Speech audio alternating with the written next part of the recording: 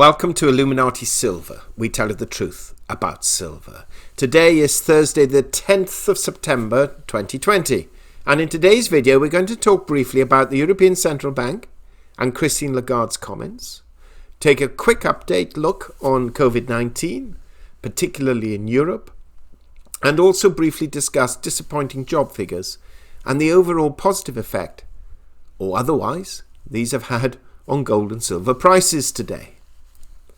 Now, on Tuesday, we published a video entitled Why We Expect Gold and Silver Prices to Fall Ahead of the ECB meeting on Thursday, when at the time of writing, gold stood at $1,932 and silver $26.99.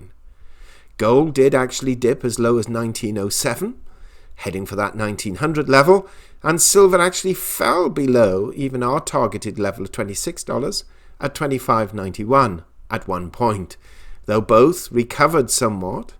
And when we wrote yesterday's video, mainly about jobs, gold had risen back and beyond the 1932 and stood at 1947, and silver recovered close to the figure of 26.99 by reaching 26.95.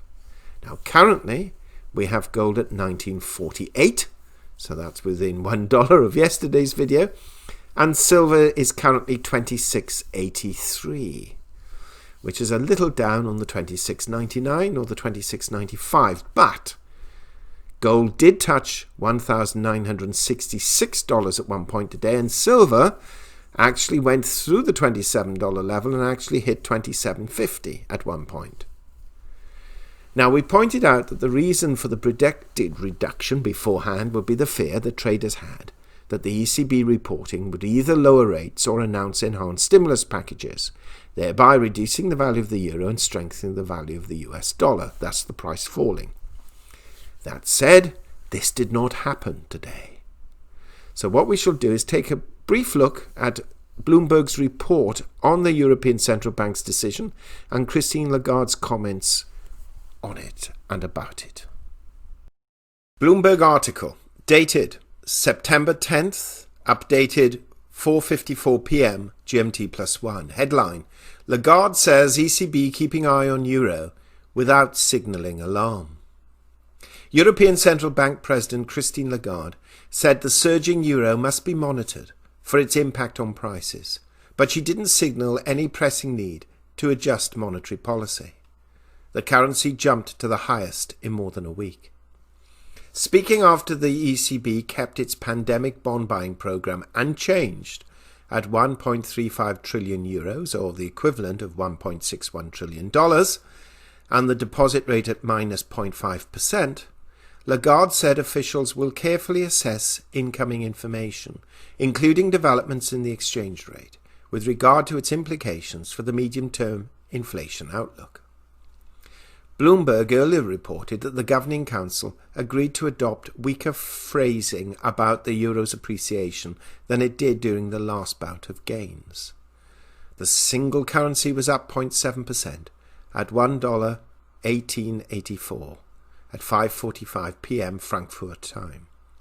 That's close to the two-year high it reached when it climbed above 120 last week. A stronger currency weakens inflation by cutting the cost of imports and undermines output by making exports less competitive. In January 2018, after the euro had risen to about $1.24, then President Mario Draghi said that volatility in the exchange rate represents a source of uncertainty that needs to be monitored. The euro has soared more than 10% against the dollar since March, and inflation has turned negative for the first time in 4 years. Clearly, to the extent that the appreciation of the euro puts negative pressure on prices, we have to monitor carefully such a matter, and this was extensively discussed, Lagarde said, while repeatedly stressing that the European Central Bank doesn't target a particular exchange rate. The ECB today engaged in an interesting, possibly risky verbal balancing act, said Carsten Brzeski, chief economist at ING Germany. The central bank seems to be concerned about the stronger euro, but not too concerned just yet. At least not everyone at the Governing Council. Lagarde also revealed new projections showing policymakers now expect the economy to contract by 8% this year, slightly less bleak than its outlook 3 months ago, but rebounding by 5% in 2021. Price growth will accelerate slowly and is still seen averaging only 1.3% in 2022, far below the central bank's goal of just under 2%. Some policymakers wanted the president to take a slightly more optimistic view on the economy, according to people familiar with the discussion.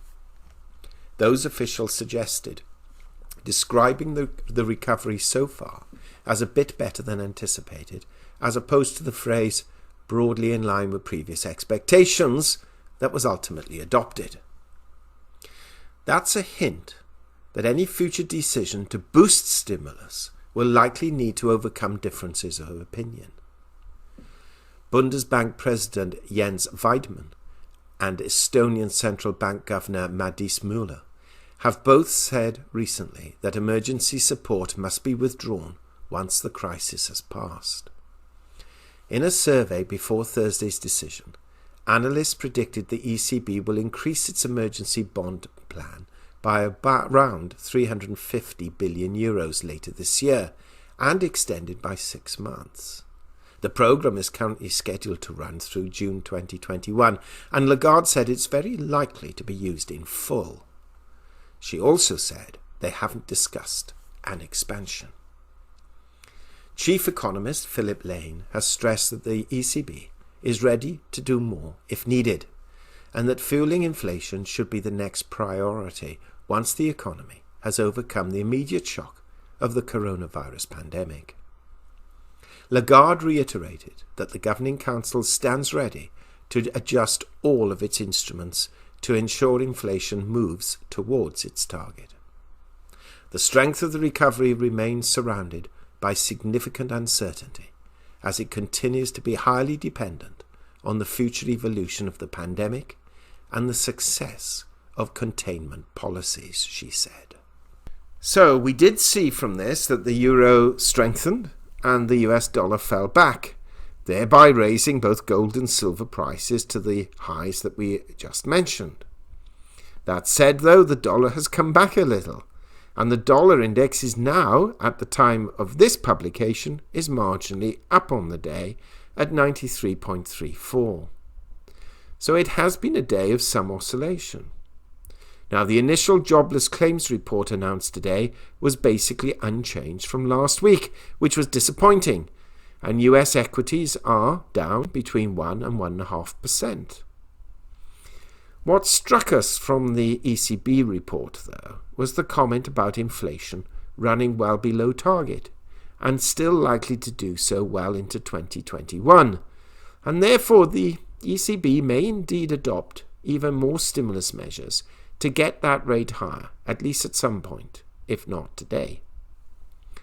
Also, it pinned much of its strategy of the continuing effects of the coronavirus, which less than an hour ago, Bloomberg published another report actually talking about how the coronavirus infection rate in Europe has now surpassed the United States.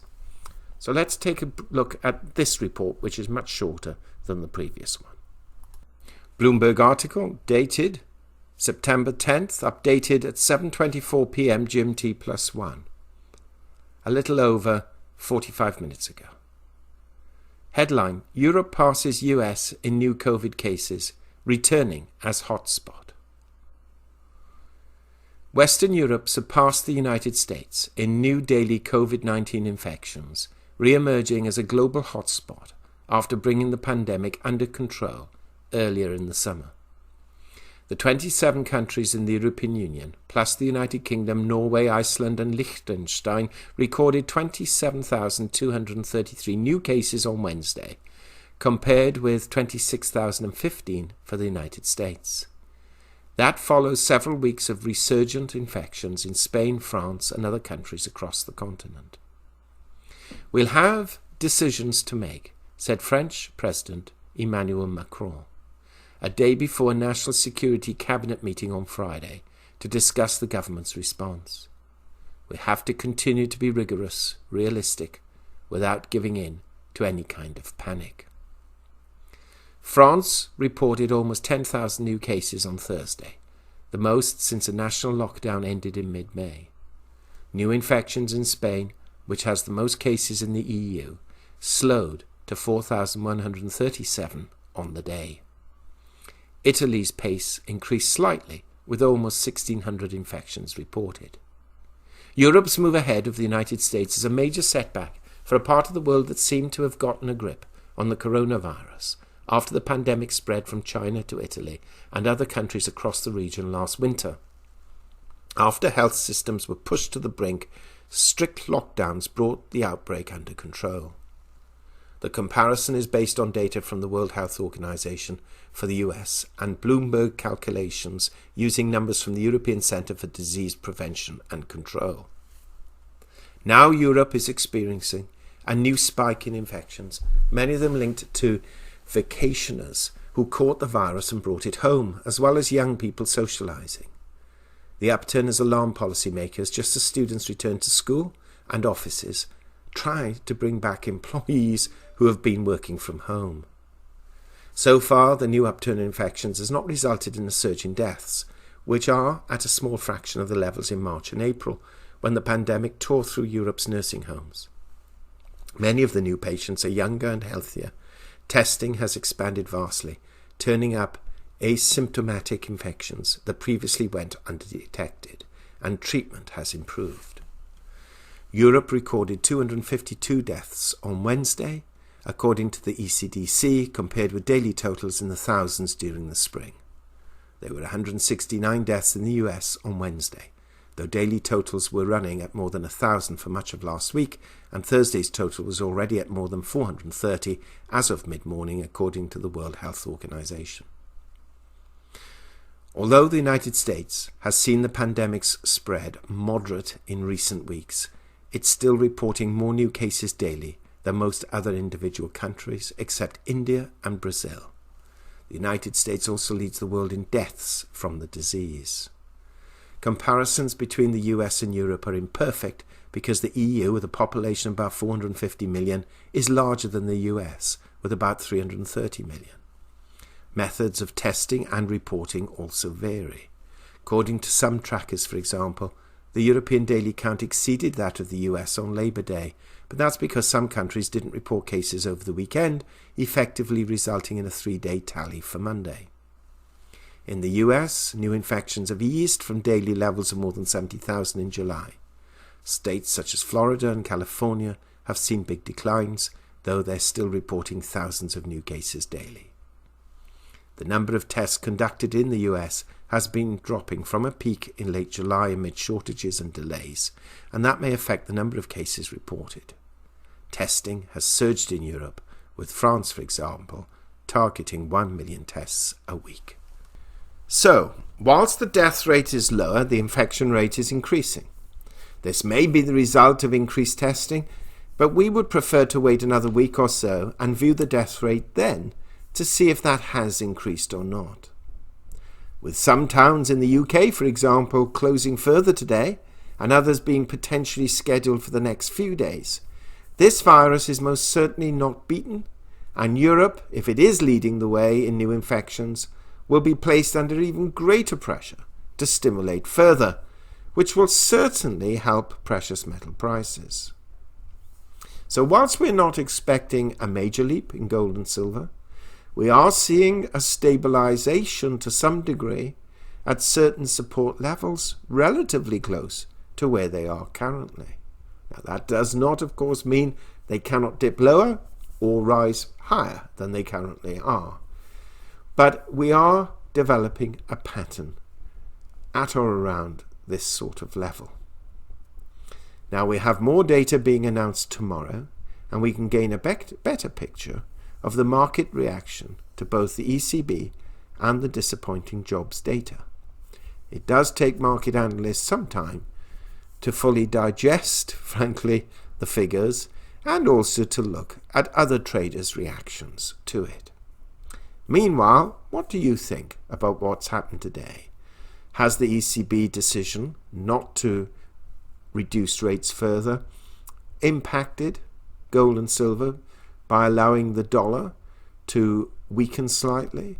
Or do we envisage a further reduction in the ECB's stimulus packages, or a greater increase in the ECB's stimulus packages should the coronavirus start to get further out of hand? There are lots of options. Do share your thoughts. We hope you have found this video interesting and informative, and if so, please give it a thumbs up and share it on social media. Please ensure that you have subscribed to our channel and press the bell sign so that you are notified of any future videos. Also, kindly visit our website at illuminatisilver.com, and if you haven't already done so, please subscribe either as a free or paying member for regular email updates and offers. Disclaimer: Illuminati Silver owners come from a background of banking, international wealth management and economics. Having now retired from these worlds, we are not qualified to give investment advice. Therefore, this and other productions must not be deemed to be giving such advice and merely represent the personal views of its owners.